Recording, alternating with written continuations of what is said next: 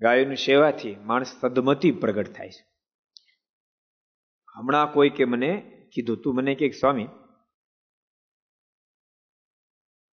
એક બહુ મોટા આયુર્વેદિક ડોક્ટર છે, વૈદ છે બહુ મોટા, એમણે એક નવું સંશોધન કર્યું કે જેનો મગજ બહુ ગરમ હોય, અશાંતિ સતત રહેતી હોય, જેને અશાંતિ સતત રહેતી હોય, એ વ્યક્તિ 1 મહિના સુધી આપણી ગીર ગાયોની વચ્ચે રહે અને અડધો કલાક એ ગાયોની સેવા કરે, માથા પર હાથ ફેરવે, એની પીઠ ઉપર હાથ ફેરવે, અડધો કલાક સુધી રોજ, તેનો તપતો મગજ શાંત થઈ જાય.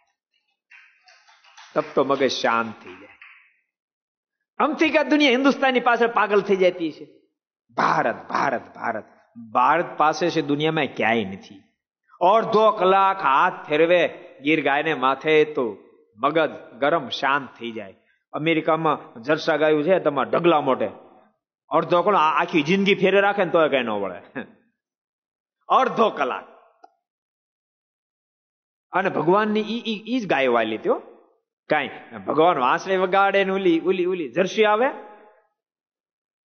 ભગવાન વગાડે તોય ન આવે, કારણ કે એને હોવું જોઈએ ને દિમાગ. ભગવાનની પ્યારી ગાયો એટલે સારી વાત છે, ગાયોની સેવા કરો છો, ગમ્યું આપણને. પણ ગાયોની સેવા કરનાર પણ સાથે સાથે ભગવાનનું ખૂબ ભજન કરજો, એ પણ મારી ભલામણ છે.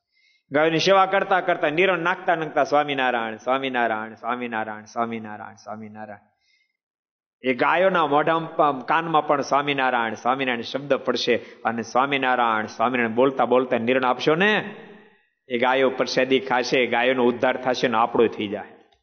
अगर ये वीडियो आपको पसंद आया हो तो लाइक करें और शेयर करना मत भूलिए. सब्सक्राइब करें सरदार कथा चैनल को और बेल आइकॉन पर क्लिक करना मत भूलिए लेटेस्ट वीडियो सबसे पहले पाने के लिए.